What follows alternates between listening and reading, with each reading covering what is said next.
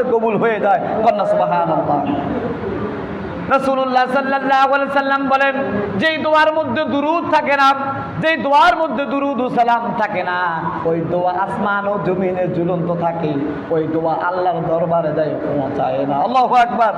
দুরূদ পড়বেন, আল্লাহর দরবারে আপনার দোয়া কবুল হয়ে যাবে। সুবহানাল্লাহ। এই জন্য আল্লাহর নবী, বিশ্ব নবী বলেন, আ'জাজুন নাসি মান আজজা আনিদ দুআ ওয়া আবখালুন নিসাই মান বুখিলা ফিস সালাম। আল্লাহর নবী বলেন, সবচেয়ে অক্ষম সেই যে ব্যক্তি দোয়া করতে অক্ষম, যে ব্যক্তি দোয়া করতে কৃপণতা করে, তার মতো হতভাগা আল্লাহর দুনিয়ার জমিনে হতে পারে না। আল্লাহু আকবার। সবচেয়ে অক্ষম সেই যে ব্যক্তি দোয়া আল্লাহর দরবারে করে না। আর সবচেয়ে কৃপণ ওই ব্যক্তি, যেই ব্যক্তি সালাম দিতে কৃপণতা করে। সালাম দিব কি দিব না, সালাম আমি কেন দিব, আমি ইমাম সাহেব আমি কেন সালাম দিব, আমি মুসল্লি আমি মুরব্বী আমি কেন সালাম দিব। এই যারা এই কৃপণতাকে সালামকে পিছিয়ে নেয়, আল্লাহ রাব্বুল আলামিন বলেন, আল্লাহর জমিনে তাদের মতো হতভাগা আর হতে পারে না। আল্লাহু আকবার। সালাম দিতেও কৃপণতা করে, কথা বলেন ঠিক কিনা? ইমাম সাহেব মুসল্লিদের দিকে তাকায় থাকে, ইমাম সাহেবকে সালাম দিবে। আবার দাড়ি পাকা যে মুরব্বীগুলো আছে, এরাও তাকায় থাকে, ইমাম সাহেব আমার না সালাম দিব, এমনি আমরা বেতন দিই, এমনি আমরা খাবাই, এমনি না বেশি বেশি সালাম দিব। কথা বলেন ঠিক কিনা? কিন্তু অথচ আল্লাহ রাব্বুল আলামিন বলেন, কৃপণ ওই ব্যক্তি যে ব্যক্তি সালাম দিতে কৃপণতা করে। আল্লাহু আকবার। আরে সালাম দিতে কৃপণতা করা যাবে? ছোট বড় সবাইকে সালাম দিতে পারবেন? যে ব্যক্তি সালাম দেয় তার জন্য আল্লাহ রাব্বুল আলামিন আগে জান্নাতে একটি মালাখানা তৈরি করে নেয়। কন্যা সুবহানাল্লাহ।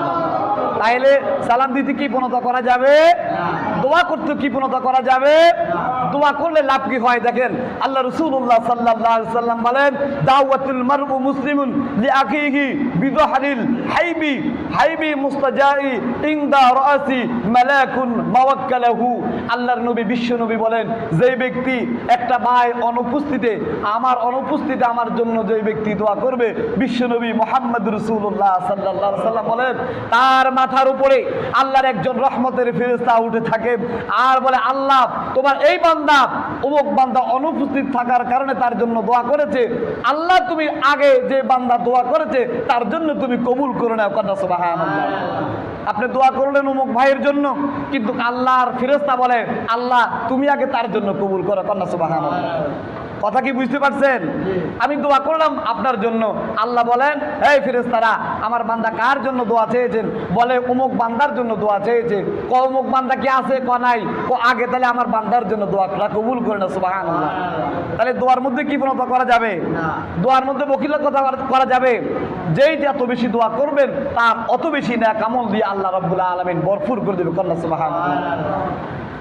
এই জন্য দোয়া করবেন। আমরা তো 2 রাকাত নামাজ পড়ে